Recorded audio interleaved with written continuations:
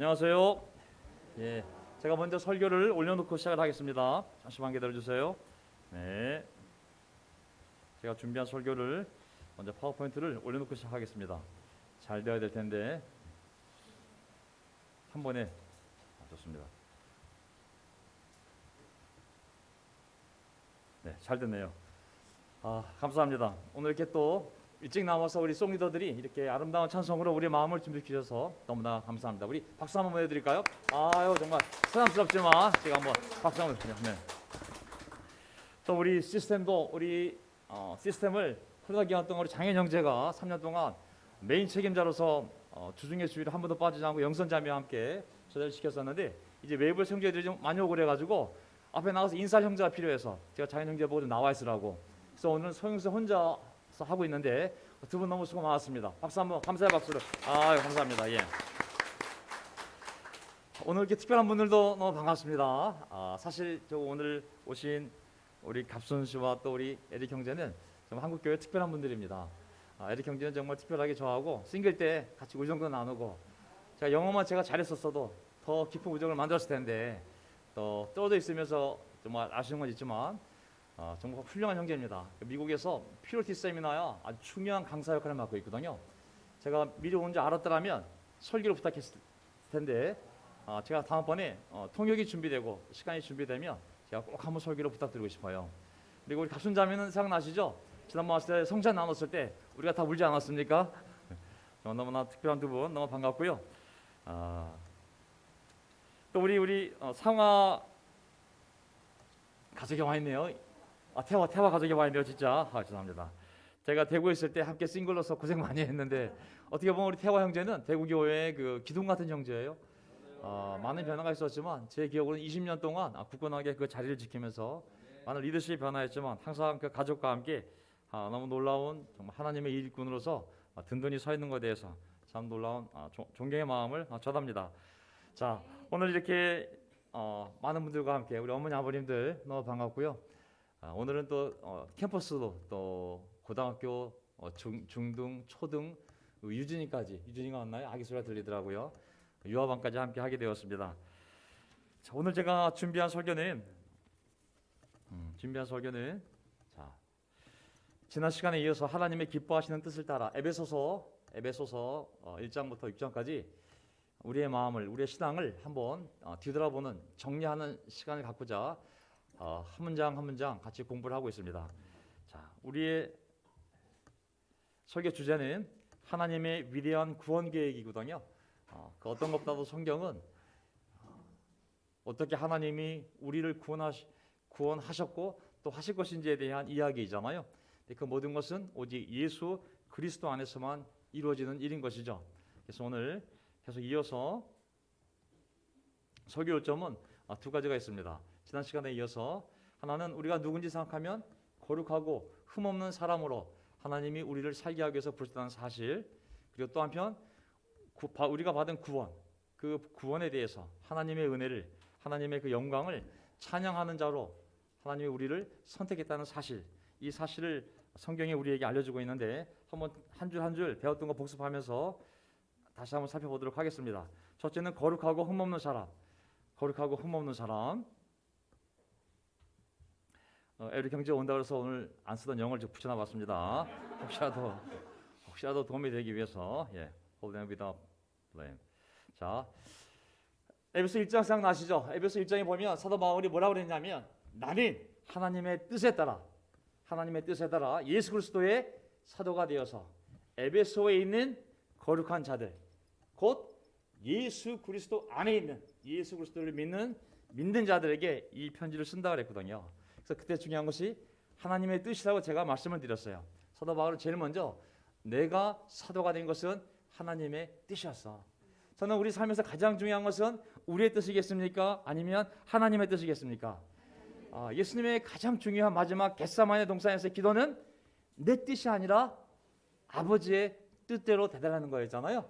또 주기도문에 있어서 가장 중요한 기도의 맨 윗부분에 있는 중요한 기도는 하나님의 뜻이 하늘에서 이루어진 것처럼 이 땅에서도 이루어지기를 간절히 바랍니다. 저는 우리가 하나님의 뜻대로만 살 수 있다면 하나님의 뜻을 찾고 하나님의 뜻대로만 살 수 있다면 아멘이라고 생각합니다. 오늘도 우리는 하나님의 뜻을 묻고 있고 그 뜻에 순종하기 위해서 살아가고 있는 것이죠. 아멘. 그 다음에 거기 보면은 그 편지가 누구에게 왔냐면 예수님의 제자들에게라고 하지 않고 바로 성도들은 지난번 말씀드렸다시피 거룩한 자들이라고 말씀드렸잖아요. 거룩한 자들은 다시 설명을 드리면 다시 한번 리마인드 한다면 하나님을 섬기기 위해 분리되어져 바쳐진 사람들. 똑같은 사람이지만 일단 거룩해지면 그 사람은 보통 사람이지만 보통 사람이 아닌 거죠. 이미 그리스도인들은 하나님에 의해서 선택되어져 분리되어져 하나님께 바쳐진, 하나님을 섬기라고 바쳐진 사람들인 것이죠. 그게 우리의 정체성이라고 말씀을 드렸습니다. 그 다음에 또 뭐라고 그 2절에 얘기하고 있었냐면은 하나님 아버지와 우리의 주님이신 예수 그리스도로부터 은혜와 평화가 여러분에게 있기를 빕니다라고 했습니다. 저는 거기서 은혜와 평화라는 단어에 대해서 그것이 얼마나 인간에게 중요한지를 말씀드리지 않았습니까? 인간이 건강하고 복되고 정말 행복하게 살기 위해서는 절대적으로 두 가지가 있어야 되는데 그것은 바로 하나님이 내려주시는 평화 그리고 하나님의 은혜가 있어야지만 인간은 살아갈 수가 있습니다. 근데 그것은 누굴 통해서 온다고요? 오직 예수 그리스도를 통해서 오는 거잖아요. 예를 들면 아담과 하와의 에덴 동산을 삶을 생각하면 그 삶이 아담과 하와가 에덴 동산에서 행복했던 이유는 그들이 하나님의 은혜 안에서 살고 있었고 하나님과 샬롬, 평화가 있었기 때문에 그들이 행복했던 거잖아요. 하지만 죄를 지어서 그들이 하나님의 은혜를 못 받게 되고 그리고 하나님과의 평화가 깨졌을 때 얼마나 고통스러운 삶이 시작이 되었습니까? 이스라엘 백성도 하나님과 언약을 맺고 하나님의 은혜 아래에서 그리고 하나님이 주는 평화 안에서 살았을 때는 전쟁도 없이 많은 걸 누리며 살았지만 죄를 짓고 하나님을 떠나게 되었을 때 그 평화는 무너져 버렸고 그리고 하나님의 은혜가 사라지자 고통스러운 삶을 살게 된 거거든요. 우리가 세례 받았을 때 생각나십니까? 예전에는 하나님의 은혜를 받지 못했으나 이제는 하나님의 은혜를 받게 되었습니다. 우리가 그런 삶을 살고 있음을 항상 기억하시기 바랍니다. 아멘. 얼마나 평안없습니까? 죄 졌을 때 맨날 하나님과 원수가 되어 살았는데 이제는 하나님의 자녀로 살고 있지 않습니까? 그것만 가지고도 엄청난 삶의 변화가 있음을 우리가 기억할 수 있습니다. 그 다음에 3절에서 보면은 우리 주 예수 그리스도의 아버지이신 하나님께 찬양을 드립니다라고 그랬거든요. 자, 그 찬양이란 단어 굉장히 중요한 거라고. 자, 하나님의 공동체는 왜 만들어졌냐면 하나님이 왜 분리시켜서 자기를 위해서 살도록 만들었냐면 그 목적이 하나님을 기쁘게 하는 자, 하나님을 찬양하게 하는 자라고 그랬잖아요. 그래서 우리 삶에서 가장 중요한 것은 찬양. 찬양하는 것이고 노래로만 찬양하는 것이 찬양이 아니라 하나님을 인정하고 하나님께 감사하고 하나님을 기억하고 하나님을 전하고 이 모든 것이 하나님을 찬양하는 것이죠. 이 예배에 참석하는 것도 또한 놀라운 예배를 드리는 것도 하나님을 찬양하는 거 아니겠습니까? 자, 제가 여기서 이 찬양이라는 단어를 다시 한번 지난 시간에 정리해 드렸는데 히브리어로 복주다라는 단어 있었죠? 바라크. 생각나시죠? 바라크. 하나님이 이 바라크의 히브리어 이 바라크라는 이 동사에 주어로 쓰이게 되면 하나님이 복을 주다. 사람이 이 바라크한 히브리어 단어에 주어가 되면 다른 사람에게 복을 빌어주다. 왜냐하면 사람이 사람에게 복을 주는 게 아니잖아요. 하나님을 통해서 복을 받도록 빌어주는 거잖아요. 축복하다. 하나님이 주어가 되면 사람에게 복을 주다. 사람이 바라크하면 다른 사람에게 복을 받도록 하나님께 빌어주는 거, 축복하다. 그리고 또 하나 사람이 또 주어가 되면 이 바라크라는 뜻이 뭐가 있냐면 하나님을 찬양하는 거예요. 내가 받은 복에 대해서 하나님 너무 감사합니다. 바라크라는 동사 안에 찬양하다가 있어요. 네 번째는 바라크라는 동사에 사람이 주어가 되면 그것은 무릎 꿇다. 무릎 꿇다. 이 네 가지 뜻이 이 바라크라는 동사 안에 다 들어있거든요. 왜냐하면 이 모든 일은 사람이 무릎을 꿇을 때만 일어나는 일이기 때문에 그렇습니다. 저는 우리 오방실 자매가 수술이 너무 성공적으로 되어서 굉장히 중요한 수술을 했는데 의식이 없는 상태에서 의식이 돌아온 거거든요. 소리를 듣고 반응을 했잖아요. 엄청난 변화가 생긴 거거든요, 사실. 우리 영희 어머니 여기 계시고 또 우리 세일 형제도 여기 있지만 그 가족들의 무릎을 꿇는 기도와 또 많은 사람들의 그러한 기도들이 하나님의 마음을 움직이고 있다고 믿습니다. 이제는 의식이 돌아온 정도가 아니라 육신이 돌아와서 우리가 함께 예배드릴 날을 위해서 계속 기도에 무릎을 꿇어야 될 것 같습니다. 아멘. 네. 그 다음에 왜 하나님을 찬양했냐면 하나님 아버지께서 그리스도 안에서 하늘에 속한 신령한 복을 우리에게 주셨기 때문이라고 나와 있어요. 하나님 아버지께서 예수 그리스도 안에서 하늘에 속한 신령한 복을, 모든 신령한 복을 우리에게 주셨기 때문에 하나님 아버지를 찬양하라고 그런 거거든요. 저는 이 복에 대한 개념은 구약이나 신약이나 계속 똑같습니다. 신약의 복도 결국은 구약의 복의 연장선인 거거든요. 예를 들면 모든 피조물은 하나님의 축복에 절대적으로 의존할 수밖에 없습니다. 사람은 하나님의 복이 없이는 살 수가 없어요. 모든 피조물들도 하나님의 복에 의존하고 있어요. 왜냐하면 창세기 1장에 보면 모든 피조물을 향해서, 모든 동물들을 향해서, 물고기들을 향해서 뭐라고 말씀하셨냐면 복 주시면서 말씀하시면서 뭐라고 말했냐면 너희 번성하라고. 하나님의 복을 줘야 번성하는 거지 본인들이 노력한다고 해서 막 개체수가 느는 것이 아닌 거거든요. 모든 피조물은 하나님의 복에 의존해서 살아갈 수밖에 없습니다. 사람도 마찬가지거든요. 아담과 하와를 만드신 다음에 뭐라고 말씀하셨어요? 복 주시며 말씀하시되 잘 살라고, 그리고 이 땅에 내가 만들어 놓은 것을 너희가 다 정복하라고 말씀하셨잖아요. 결국 사람이 잘 살려면 하나님의 복을 받아야 살 수가 있는 것이죠. 기복적인 거는 나쁜 신앙이에요. 그냥 제자로서 헌신만 해야 돼요. 네가 헌신할 수 있는 것도 복을 받아야 할 수 있어. 우리가 교만을 하지 말고 겸손하게 하루하루가 주님의 복임을 우리가 그렇게 믿고 가야 되는 것이죠. 에스겔서 보면 하나님이 그 땅에 비를 내릴 때 그 비를 뭐라고 표현하고 있냐면 축복의 비라고 표현하고 있어요. 왜냐하면 땅에서 생물이 나오고 그 생물을 먹고 소와 양이 자라려면 비를 내려줘야 되잖아요. 그 비를 내려주는 것 자체도 하나님의 복이라는 것이죠. 농작물도 가축도 하나님의 복을 받아야 번성할 수 있는 거 아니겠습니까? 하나님은 이 안식을 주셔도 복을 주신다고 말씀하셨죠. 7일째 쉬라고.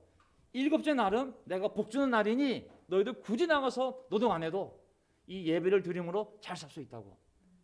내가 안식이라도 복을 주었다고 구약에서 말씀하고 계시잖아요.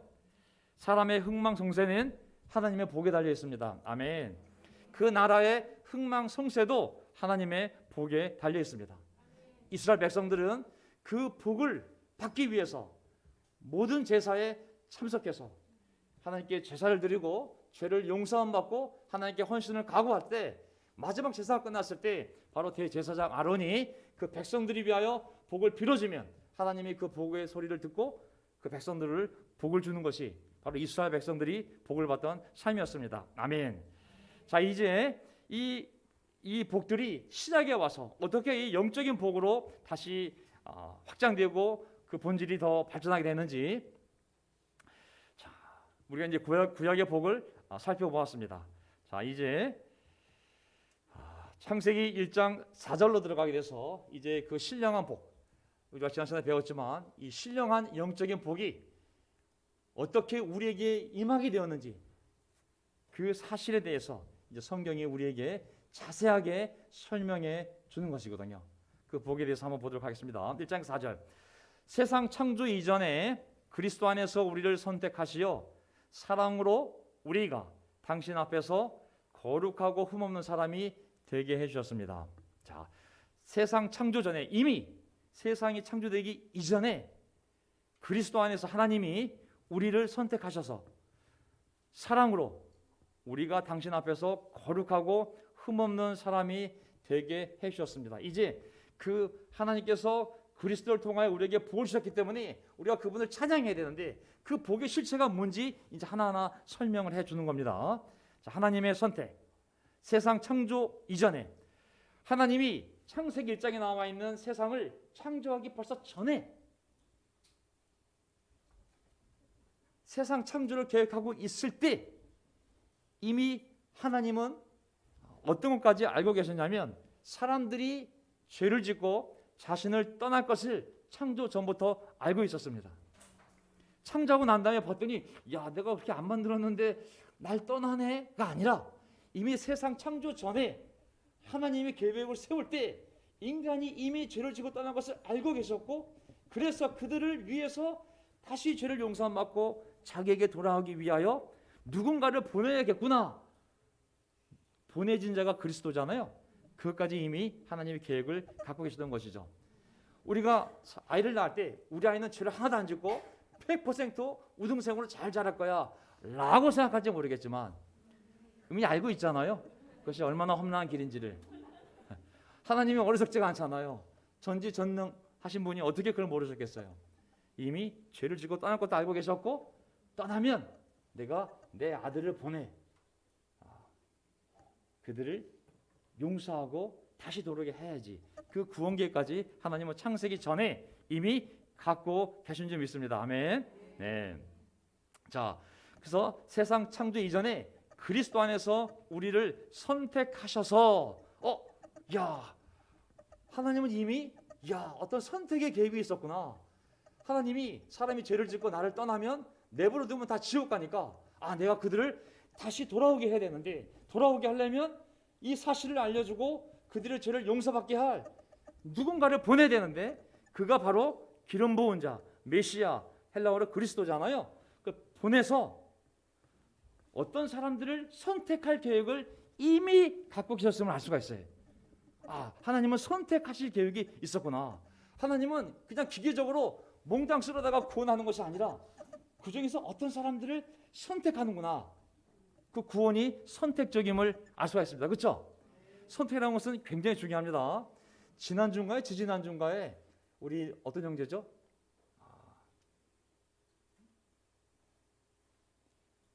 박태길 형제님. 여기 올라오셔가지고 내가 너를 지명하여 불렀나니 너 그런데 정신이 번쩍 들었잖아요. 아주 하나님의 그 선택의 그 지명이 아주 그냥 가슴에 꽂혔습니다. 여기 올라오셔서 손으로 너 지명해서 불렀다고. 근데 그 지명하였다는 것이 선택했다는 거잖아요. 하나님은 선택했다고. 그러니까 조사 우리를 선택했다고. 하나님 항상 선택하시는 분임을 기억합시다. 아멘. 뭐 집안당 한 명씩 택해. 뭐 지역별로 10%만 와. 이런 기계적인 선택이 아니에요. 하나님은 한 명 한 명 인격 속에서 누구를 구원할지를 선택하셨다고 분명히 말씀하고 있습니다. 자, 이 선택은 누구를 위한 선택이었을까요? 1번 나 아니면 하나님. 예, 아멘. 자, 우리 생각하면 나를 구원하기 위해서 결국 나를 위한 것이죠. 하지만 성경을 보게 되면 그 선택이 하나님 자신을 위한 선택이었어요. 이게 문법으로 들어가면 어렵으니까 자, 이거 보게 되면 이사야 41장 8절을 볼까요? 하나님의 선택을 잠깐 보겠습니다. 그러나 나의 종 너 이스라엘아, 내가 선택한 야곱아, 나의 땅 나의 벗 아브라함의 자손아. 이사야 41장 8절. 내가 땅 끝에서부터 너를 붙들며 땅 모퉁이에서부터 너를 부르고 너에게 이르기를 너는 나의 종이라 내가 너를 택하고 라고 나와 있잖아요. 그럼 하나님은 이 이스라엘 민족을 그냥 아무 민족이나 데려와서 쓰면 되지 뭐 인간이 다 똑같지 라는 것이 아니라 많은 민족 가운데 이스라엘을 택한 것임을 알 수가 있습니다. 자기의 종으로 쓰기 위해서. 여기 나와 있는 마하르라는 히브리어 동사가 있거든요. 선택하다라는 동사예요. 이 동사의 뜻은 선택이 그냥 기계적 선택이 아니라 신중하게 잘 생각해서 했다는 그 선택의 의미가 있어요. 신중하게 잘 생각해서 했다는 의미의 선택이 바로 이 하나님이 주어가 되었을 때 바하르라는 그런 동사의 의미입니다. 예리하게 살펴서 정말 아무나 셋 중에 아무나 데리고 오면 돼. 그게 아니라 한 명 한 명을 다 아는 상태에서 아주 예리하게 살펴보고 너 하고 선택했다는 것이 바로 하나님의 이 선택의 개념입니다. 선택은 사람이 합니까? 하나님이 합니까? 하나님이 하시는 겁니다. 예를 들면 하나님이 제사를 받고 싶은 장소가 있었어요. 아무 데서나 마음만 있으면 되지 뭐 굳이 뭐 장소가 뭐가 중요해. 형식은 중요하지 않아. 그냥 아무 데서나 내가 진심을 바치면 그게 아름다운 제사야 라고 말씀하시지 않았어요. 하나님은 자기가 제사 받을 곳으로 장소를 딱 지정했어요. 너희들은 거기에서만, 너희가 몇백만 명이 되었든지 간에 1년에 3번은 거기에 모여서 거기에서만 나에게 제사를 드리라고. 그게 어디예요? 해발 거의 760m 고지 되는 예루살렘이라는 산 꼭대기예요. 거기서 나에게 제사를 드리라고. 수많은 나라, 수많은 지방, 수많은 산들이 있었지만 하나님은 예루살렘이라는 그 산을 지정을 해서 거기서만, 거기다가 성전을 짓고 내가 거기에 거할 테니 거기서만 예배를 드리라고 하셨거든요. 하나님 이렇게 선택하시는 분임을 기억합시다. 아멘. 사울왕 누가 선택했어요? 하나님이 선택한 것이죠. 다윗왕 누가 선택했어요? 백성들이 야 누가 왕할까? 투표 집안별 한 명씩 나와 가위바위보 한 게 아니잖아요. 하나님이 그 아이에게 기름 부으라고 하나님이 택한 것이거든요.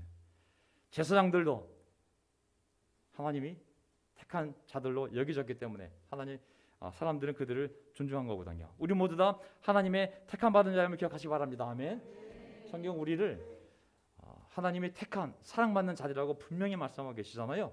우린 잘 모르지만 하나님은 우리를 예리하게 살피시고 우리가 살아온 삶, 우리의 마음, 우리의 결정 그 모든 걸 아시는 하나님께서 너는 이제 나의 아들이라고 하나님이 선택하신 줄 믿습니다. 그래서 그 선택에 대해서 우리가 서로를 존중해야 됩니다. 아멘.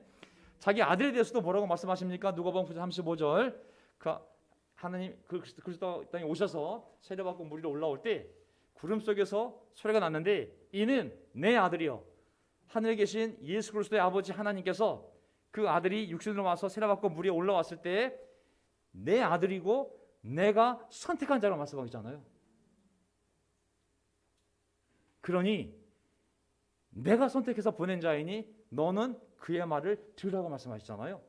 선택은 매우 중요한 권위를 갖습니다. 왜? 그것은 우리의 선택이 아니라 하나님의 선택이기 때문에 하나님의 주권이요 하나님의 뜻이기 때문에 우리는 그 선택을 존중해야 되고 그의 말을 들어야 되는 것이죠. 알라신도 있고 마음의 뜻도 있고 부처도 있고 공자도 있고 맹자도 있고 수많은 성인들이 있지만 하나님이 택해서 인간을 구원하기 위해 보낸 자는 오직 예수 그리스도이기 때문에 우리는 하나님의 그 선택을 존중하고 그분을 통해만 구원을 받는 줄 믿습니다. 아멘. 예. 요한복음 13장 18절 나는 내가 선택한 사람들을 안다. 야 놀랍잖아요. 내가 그냥 선택한 거 아니라고. 내가 알고 선택한 거라고.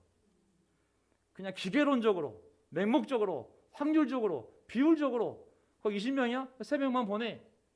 그게 아니라 한 명 한 명의 인격을 다 알고 모든 것을 아는 하나님이 내가 택한 거라고. 그만큼 하나님과의 관계는 인격적 관계임을 기억하시기 바랍니다. 아멘. 그렇기 때문에 나의 선택도 소중하듯이 우리가 서로가 선택받았음을 존중하는 그런 마음도 더 필요합니다. 아멘. 요한복음 15장 16절 너희가 나를 택한 것이 아니라 내가 너희를 택하여 세운 것이다. 이야, 우리가 하나님을 택한 것 같지만 아니 내가 너를 택한 거라고. 야, 왜? 너희들 삶을 풍성하게 해주려고. 그게 내가 기쁨이 되는 거예요. 아까 우리 수진자매께서 하나님이 선택하다 했을 때 선택의 목적이 나의 기쁨을 위한 것일까요? 아니면 하나님의 기쁨을 위한 것일까요? 했을 때 성경은 분명하게 하나님이 스스로 기쁨을 위하여 우리를 택했음을 얘기하고 있어요. 물론 그것도 우리에게 기쁨이죠. 하지만 하나님이 이 모든 걸 창조하고 우리를 선택하고 구원하시는 것은 그것이 하나님께 기쁨이 되는 거예요. 그래서 하나님은 자신의 그 기쁨을 위하여 하나님의 선하시고 온전하시고 기뻐하시는 뜻에 따라라고 말씀하고 있잖아요. 그래서 우리 한 명 한 명을 선택했음을 항상 기억하시기 바랍니다. 우리의 선택이 하나님에게 큰 기쁨임을 잊으면 안 됩니다. 자, 그래서 세상 창조 이전에 그리스도 안에서 우리를 선택하시어. 누구 안에서? 그리스도 안에서. 항상 잊으면 안 돼. 하나님의 선택은 어디 안에 있어요? 그리스도 안에 있어요.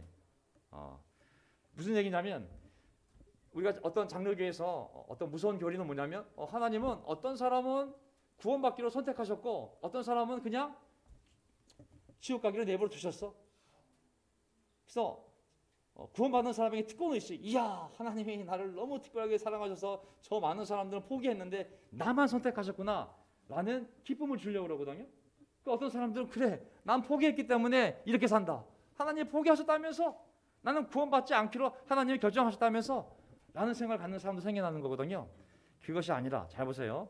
하나님의 선택은 뭐냐면 예수 그리스도 안에서 우리를 선택하셨는데 그건 뭐냐면 우리의 양심이 복음을 듣고 야 내가 정말 죄인이네. 오 하나님 정말 계시는구나. 와 내가 하나님을 믿어야 돼. 야 내가 내 죄를 회개해야 되는구나. 아이고 제가 예수를 믿겠습니다. 우리가 예수님을 믿고 예수 안에 있으면 하나님은 그 자를 자기 아들로 선택하는 것이죠. 아멘. 그래서 아시겠죠? 이거 어려운 교리적인 부분은 좀 나중에 더 시간 나면 하도록 하고요. 자, 어쨌든 그리스도 안에 있는 사람을 하나님이 선택하시는 것이죠.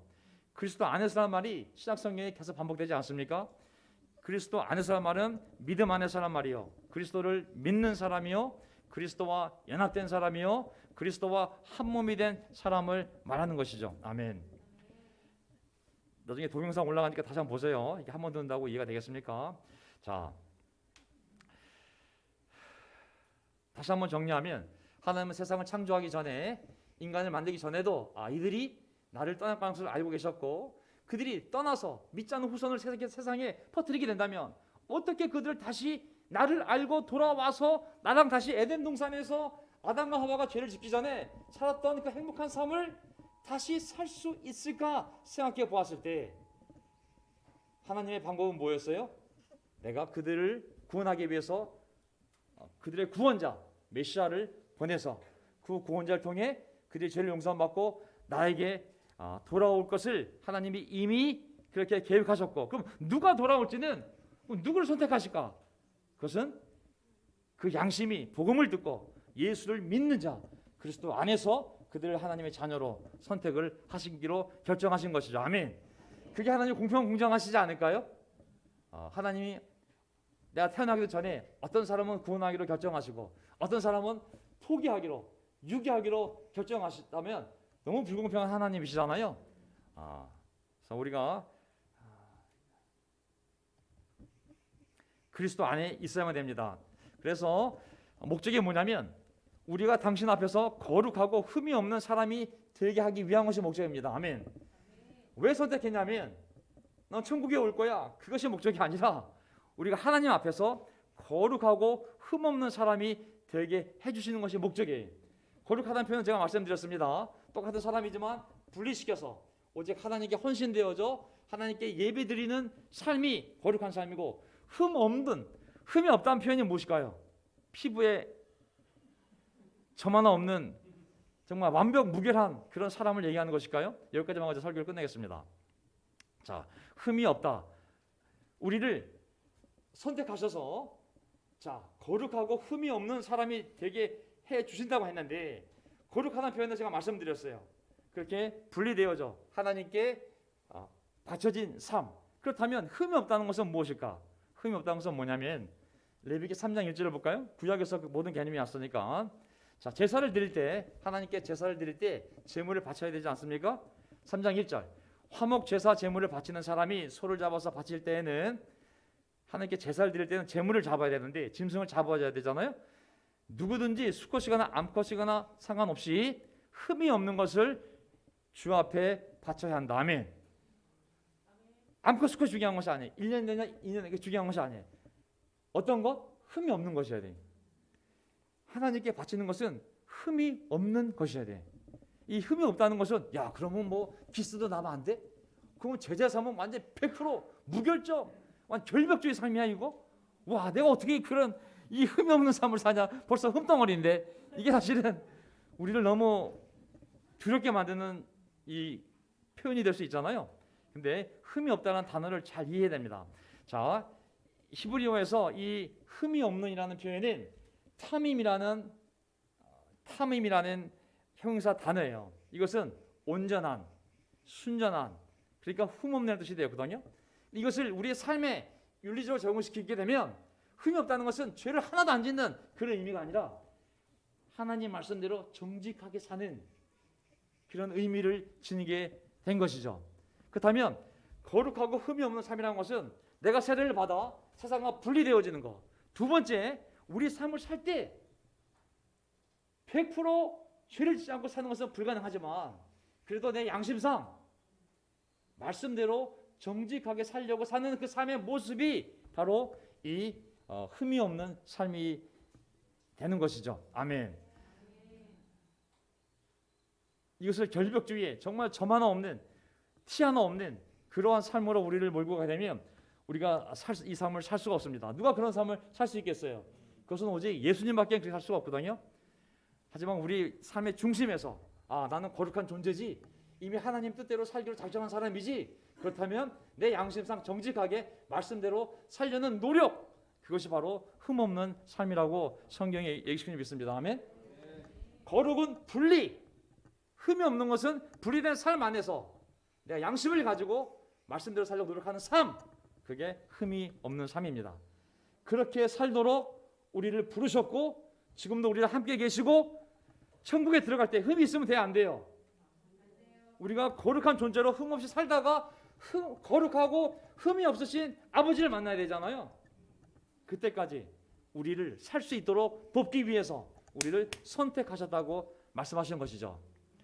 그래서 이 흠이 없는 것까지만 제가 설명하고 오늘 설교 끝내겠습니다. 중요한 개념이니까. 자, 에베소 5장 22절을 보게 되면 남편과 아내 관계를 얘기하지만 그리스도와 교회 관계를 또 설명을 하고 있거든요. 보세요. 5장 26절. 이는 그리스도께서 교회를 물로 씻고 말씀으로 깨끗하게 하여 거룩하게 하시고 교회를, 그리고 그 교회를 자기 앞에 영광스럽게 아름답게 나타내서 티나 주름이나 이런 것들이 없이 거룩하고 흠이 없게 하시려는 것입니다. 자, 여기 보게 되면 교회와 그리스도와의 관계를 신랑과 신부와의 관계로 얘기를 하고 있잖아요. 자, 예를 들면 지금 교회는 약혼 상태이지 아직 혼인잔치가 천국에서 열리지 않았기 때문에 지금은 결혼 상태가 아닙니다. 지금 예수 그리스도가 신랑이시라면 교회가 신부인데 이 땅에서는 약혼 상태이지 아직 결혼을 안 했어요. 언제 우리가 함께 만나서 한 곳에서 주님과 함께 영원히 사냐면 그것은 우리가 천국에 갔을 때, 이 종말이 왔을 때, 예수님이 오셨을 때, 그때 천국에서 어린 양의 혼인잔치가 열리지 않습니까? 자, 그럼 신부는 신부에 대해서 거룩과 흠없는 걸 생각해 봅시다. 신부는 누구만 생각해야 돼요? 한 명만, 그렇죠?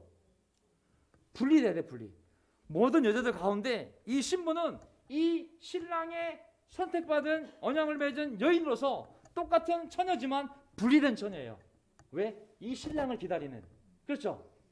그렇다면 이 신부는 신랑과 결혼식을 맺는 그날까지 자기 삶을 어떻게 하겠어요? 흠이 없는 삶을 살지 않겠어요? 첫째는 거룩한 삶. 나 이미 그분과 약혼한 사람이야. 벌써 이미 분리되잖아요. 그렇죠? 그리고 그 남편 될 신랑을 기다리며 자기 삶을 흠이 없게 살기를 원하겠죠. 아시겠죠? 그때 되면 어떻게 되겠어요? 27절. 교회를 자기 앞에 영광스럽게 아름답게 나타내서, 그래서 신랑은 언젠가 그 신부가 자기 앞에 정말 자기만을 기다렸다가 아름다운 모습으로 나타나기를 기다리고 있지 않겠습니까? 예수님이 교회를 그렇게 기다리고 있는 것이죠. 우리의 삶이 교회의 삶이 신부로서의 삶인 거거든요. 신부가 아름다운 모습으로 신랑 앞에 나타나기를 바라는 것처럼 교회는 죄를 멀리하고 거룩하고 흠없는 삶으로 다시 오실 신랑 어린 양 예수 그리스도를 우리가 기다리며 사는 삶이 지상에서의 삶입니다. 아멘. 자, 천국, 물론 우리 삶의 본질은 현재보다는 미래에 있죠.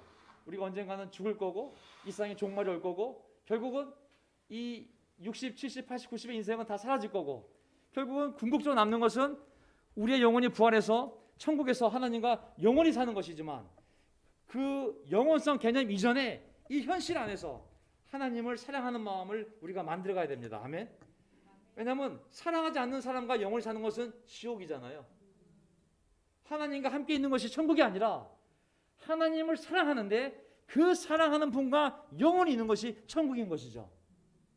지금부터 거룩하고 흠이 없는 삶으로 하나님을 사랑하는 마음을 우리가 만들어갈 때 그 하나님과 천국에서 영원히 있는 것이 우리에게 복이지, 내가 사랑하지도 않는 그리스도와 내가 뜨겁게 사랑하지도 않는 하나님을 매일 얼굴을 보고 찬양하는 것이 어떻게 천국이 될 수 있겠어요?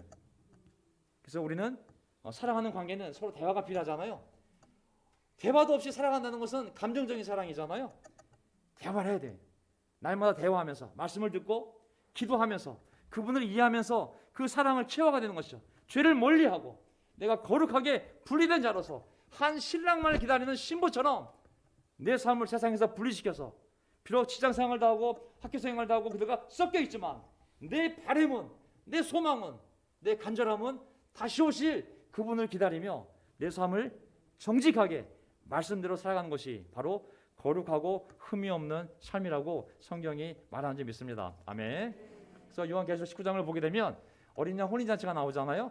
19장 17절, 기뻐하고 즐거워하며 그분께 영광을 돌리자. 이는 어린 양의 혼인날이 이르렀고 그분의 신부가 자신을 준비하였으며, 어린 양은 바로 예수 그리스도, 이미 저 하늘에 계신 예수 그리스도를 말씀하는 거잖아요. 혼인날은 교회가 다시 천국에서 이 예수 그리스도와 만나는 것이 바로 혼인날이잖아요. 근데 그분의 신부가 자신을 준비하였으며, 그분의 신부가 누구예요? 교회의 교회, 우리. 그 신부에게 빛나고 깨끗한 세마포 옷을 입히는 것이 허락되었기 때문이다. 이 세마포 옷은 성도들의 의로운 행실이다. 아멘. 이게 뭐겠어요? 신부가 신랑을 만나기 위하여 정말 아름다운 옷을 준비하는데, 그 아름다운 옷이 뭐냐면 정직한 삶, 의로운 삶이 신랑을 맞이하기 위한 깨끗한 신부 옷이라고 얘기하고 있는 거잖아요. 그러니까 우리가 거룩하고 의로운 삶은 이제 하나님을 만날 준비를, 아름다운 신부의 옷을 우리가 준비하는 삶인 줄 믿습니다. 아멘. 그래서 그 거룩하고 흠이 없는 삶이 되게 하기 위해서 하나님은 고난도 허락하시고 우리가 알지 못하는 어려움도 주시고 때로는 징계도 하시면서 때로는 교회 인도자를 바꾸기도 하고 교회를 합치기도 하고 흩트기도 하고 계속 우리가 거룩하고 흠이 없는 의로운 삶을 살 수 있도록 하나님이 이 교회 가운데 역사해 가시는 줄 믿습니다. 아멘. 지금 이 변화 속에서도 하나님의 목적은 그거예요. 어떻게 내가 내 교회를, 예수님께서 말씀하시는 건 뭐냐면 어떻게 내가 내 교회를 거룩하고 흠이 없는 나의 신부로 만들 수 있을까? 그것을 초점을 맞추고 하나님이 이 모든 변화들을 만들어 가시는 줄 믿습니다. 아멘. 제가 여쭤볼게요. 교회가 목사들 교회예요? 하모밴드 교회예요? 그러면 평신도들의 교회예요? 아니요. 거기에 우리 모두 다 있지만 이것은 그리스도의 교회잖아요. 그 그리스도가 내 신부를 아름답게 만들기 위해서 때로는 징계도 주고 때로는 고난도 주고 위로도 주면서 기다리라고, 우리가 다시 순결한 모습으로 천국에서 만나자고, 그것이 예수님이 이 교회 안에서 역사하는 방향이고 목자라고 믿습니다. 그래서 우리가 당신 앞에서, 누구 앞에서? 세상 창조 이전에 그리스도 안에서 우리를 선택하시어 우리가 당신 앞에서 거룩하고 흠없는 사람이 되게 해주셨습니다. 누구 앞에서? Before Him, 그분 앞에서예요. 그리스도 앞에서. 흠이 없는 거룩의 기준은 세상이 아닙니다. 오직 하나님 앞에서예요. 하나님 앞에서. 우리가 이 기준을 타협하면 안 됩니다. 우리는 하나님 앞에서 거룩하고 흠이 없는 존재가 되기를 원하는 것이지, 어떤 교리, 어떤 교파, 어떤 목사의 설교, 장로들 그룹의 어떤 기준, 이것 앞에서 우리가 거룩하고 흠이 없는 존재가 되는 것이 아니거든요. 우리는 설교와 하나님 말씀을 나누어서, 설교는 하나님 말씀을 이해시키기 위해서 사람이 하는 거잖아요. 우리는 설교를 통해 말씀을 봐야지, 말씀을 통해 설교로 가면 안 되는 거예요. 그러면 많은 오류에 빠질 수가 있어요. 그래서 항상 그런 정화적인 마음을 가지고 하나님 앞에서 내가 쓸 심판대는, 그 심판대는 하나님의 심판대요. 그 심판대는 목사들도 써야 되고 장로들도 써야 되고 신학자들도 써야 되고 모든 사람이 써야 돼요. 우리는 심판대 앞에 계신 분이 하나님을 기억하고 before the Lord, 주님 앞에서. 심판의 기준은 그 교회 교리도 아니요, 퍼스트 프린시플도 아니요, 장로 교리도 아니요, 카톨릭 교회도 아니요, 감리 교회도 아니요, 오직 하나님의 말씀만이 우리를 심판할 줄 믿습니다. 왜? 우리는 그분 앞에 설 거기 때문에. 그리고 우리 앞에는 오직 하나님의 말씀이 펼쳐져 있을 거기 때문에. 근데 이 모든 일을 하나님은 사랑으로 하신다고 말씀하셨어요. 우리를 세례주고 그 천국에 도달할 때까지 우리를 거룩하게 만들고 흠이 없게 만드는 것은 정말 어려운 일 아니겠습니까? 얼마나 많은 손이 가겠어요. 자식 하나 키우는데도 그냥 뭐 자식 둘 다 여기 와 있지만 정말 이게 보통 어려운 일 아니잖아요. 사실은요. 얼마나 많은 손이 갑니까? 하지만 그것을 하나님은 율법적으로 하는 것이 아니라 사랑으로 끝까지 하나님은 사랑으로 하신다고. 마지못해 하는 것이 아니라 사랑으로, 의무적으로 하는 것이 아니라 억지로 하는 것이 아니라 나는 정말 너희를 사랑하기 때문에 사랑으로 너희를 끝까지 거룩하게 만들 거고 너희를 끝까지 흠이 없는 존재로 만들 거라고. 하나님이 끝까지 사랑으로 우리를 돌보고 있음을 기억하시기 바랍니다. 아멘. 그래서 때로는 제가 실수를 해서 여러분들 봤을 때 야 목사 저래도 돼? 좀 더 사랑이 깊어야지. 말투가 왜 그래? 저걸 어떻게 말할 수 있어? 많은 실수를 볼 수 있잖아요. 또 서로에게 그룹 안에서 상처받을 수 있잖아요. 그때마다 그걸 넘어서는 하나님의 사랑을 보시기 바랍니다. 아멘. 하나님은 사랑으로 인간의 약점과 그런 실수와 인도자들의 허물에도 불구하고 하나님은 나를 사랑으로 지금도 거룩하고 흠이 없게 살 수 있도록 나를 돕고 계시다는 것을 항상 기억하시고 좌절하지 마시고 실망하지 마시고 계속 힘을 내시기 바랍니다. 아멘. 제가 오늘 첫 번째 포인트만 하고요. 나머지 두 번째, 세 번째 포인트는 나중에 하도록 하겠습니다. 제가 이게 나이가 들어서 그런지 시간 관리가 잘 안 되네요. 자, 그럼 오늘 일단 설교 정리하겠습니다. 이거 슬라이드가 50개니 이거 할 수 있겠습니까? 이게 참 제가 말씀드렸죠. 저는 토요일 하루 종일 설교를 준비합니다. 그래서 어느 정도 준비가 돼야 이게 이 자리에 올라올 수 있거든요. 그래서 제가 이 시간 조절이 잘 안 됩니다. 자, 오늘 설교 제목 하나님의 기뻐하시는 뜻을 따라. 아멘. 하나님의 기뻐하는 뜻을 따라 합시다. 아멘. 뭐 내 뜻 따라봤자 뭐가 잘 되겠어요? 사실은 잘 때도 문제가 돼요. 사실은 엄마 뜻 따라도 엄마만 기쁘지 뭐 누가 기쁘겠어요? 하나님의 뜻을 따라 사는 삶이 가장 기쁜 삶입니다. 그리고 하나님은 우리를 구원하기 위한 위대한 계획을 세웠는데 그 계획은 오직 예수 그리스도 안에서 우리를 구원하는 거거든요. 그래서 예수 그리스도와 함께 우리가 붙어 있어야 돼요. 우리가 그분과 연합되어 있어야 돼요. 한 몸이 되고 한 마음이 되었을 때 너무 놀라운 하나님의 뜻들이 우리 삶에 이룰 줄 믿습니다. 하나님은 우리를 거룩하고 흠없는 사람으로 부르셨습니다. 아멘. 계속 그런 삶을 살 수 있도록 하나님이 만들어 가실 거예요. 그래서 결국은 우리로 하여금 하나님의 은혜의 영광을 찬양하는 자로 이 땅 위에 굳건히 세워갈 수 있습니다. 제가 기도하고 그다음에 마지막 찬송 하겠습니다. 아멘. 네. 하나님 아버지 감사합니다. 오늘 우리 각자의 삶이 어디에 있든지 간에 하나님이 분명히 우리에게 알려주시는 것은 나는 사랑으로 너희를 선택하였고 내가 사랑으로 너를 여기에 불렀고 내가 사랑으로 너를 세례주었고 내가 사랑으로 너희를 세상과 분리시켜 너희가 나만을 사랑할 수 있도록 나를 위해 살 수 있도록 내 은혜를 세상에 전파하는 자가 될 수 있도록 내가 사랑으로 너를 여기에 불러 모았다고.